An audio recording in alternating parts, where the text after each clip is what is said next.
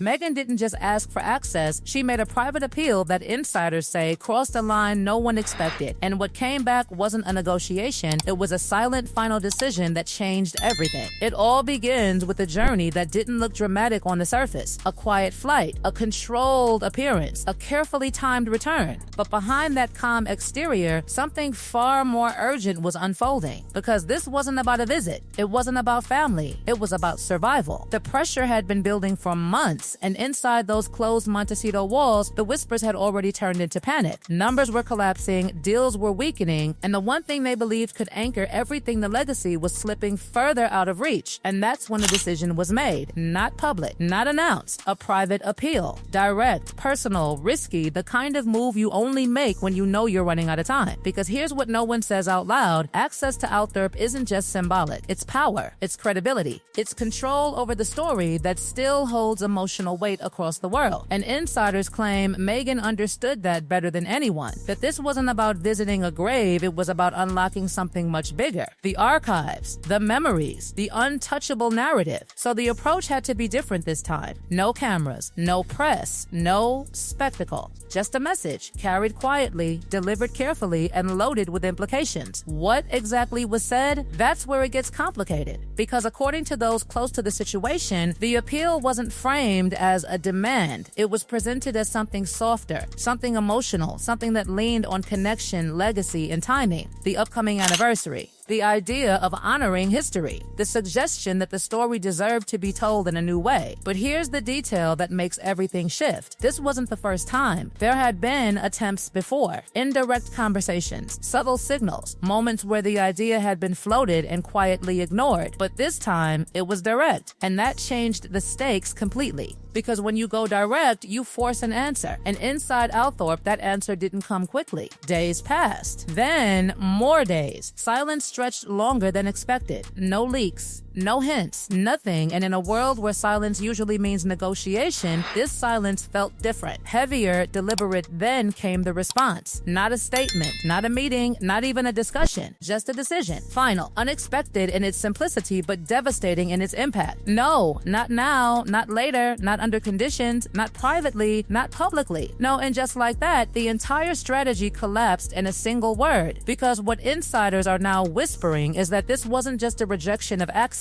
it was a rejection of the approach itself. A message that whatever was being asked for didn't align with what the Spencer family was willing to protect. That some lines weren't just difficult to cross, they were impossible. And suddenly, everything started to look different. That carefully planned visit, it turned into a silent standstill. No photos. No confirmations, no visual proof that anything had happened at all. Or the gates remained closed, not dramatically, not publicly, but firmly enough that the absence itself became the story. And then something even more subtle happened. Instead of addressing the situation directly, a quiet signal was sent from inside the estate. Not about the visit, not about the appeal, but about memory, a throwback, a personal fragment, something small, almost insignificant to the outside world, but unmistakably deliberate to those paying attention. It was a reminder: who holds the real story, who controls what gets shared and what stays hidden. And that's where the tension really begins to build. Because on one side, there's a growing urgency, a need to reclaim narrative, to stabilize perception, to secure something that feels like it's slipping away. And on the other side, there's absolute stillness. No rush, no reaction, just a quiet, unmovable boundary that doesn't need to explain itself. And that is where the story refuses to end. Because the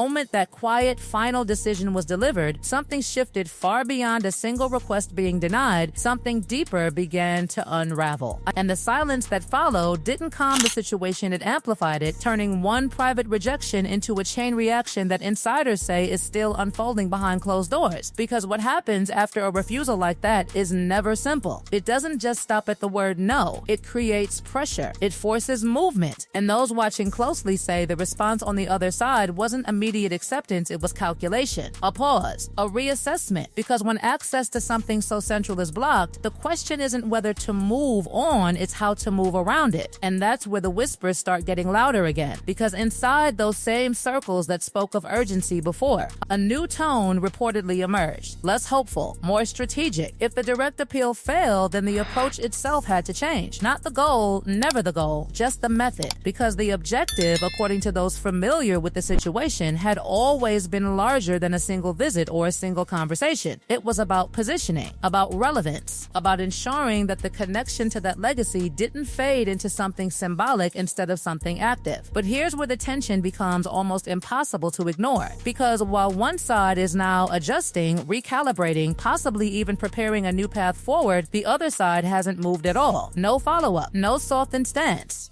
No indication that the decision could ever be revisited, just that same quiet wall that had already delivered its answer. And that contrast is what makes this moment feel so unstable, because when one side accelerates and the other side refuses to move, the gap doesn't stay still, it widens. Now attention turns to what comes next. And this is where speculation starts to turn into something sharper, something that feels less like guessing and more like pattern recognition, because those who have followed this story from the beginning are starting to notice a rhythm. When one path closes, another is created. When one narrative is blocked, another is introduced. And sometimes the new path is even more public than the one that failed. So the question becomes unavoidable. Was this private appeal the final attempt at a quiet resolution, or just the first move in a much louder sequence? Because if there's one thing that history has shown, it's that silence doesn't always mean surrender. Sometimes it's just the space before a bigger shift. And insiders are already hinting that something is coming. Not confirmed, not announced, but felt. A change in direction. A move that doesn't rely on permission, doesn't wait for approval, doesn't depend on access. And if that happens, everything changes again. Because then the story is no longer about being allowed in, it becomes about building something outside. Reframing the narrative. Creating a version that exists without the need for gates to open. And that kind of move is far more unpredictable. But even that possibility carries risk, because the closer you move to something that isn't fully yours to control, the more intense the reaction becomes from those who do control it. And right now, that control hasn't shifted, not even slightly. The same silence, the same boundary, the same refusal to engage, which leads to a question that no one can fully answer yet. Is this where the divide becomes permanent? Because what started as a private appeal has now exposed something much harder to repair. Not just disagreement, not just distance, but a fundamental difference in how that legacy is seen, protected, and used. One side sees a story that still needs to be told. The other sees something that must remain untouched. And when those two views collide, compromise becomes almost impossible. So now everything hangs in that uncertainty. No confirmation of what the next move will be, no clarity on whether another attempt will even be made, just a growing sense that whatever happens next won't look like what came before. Because the last move was quiet.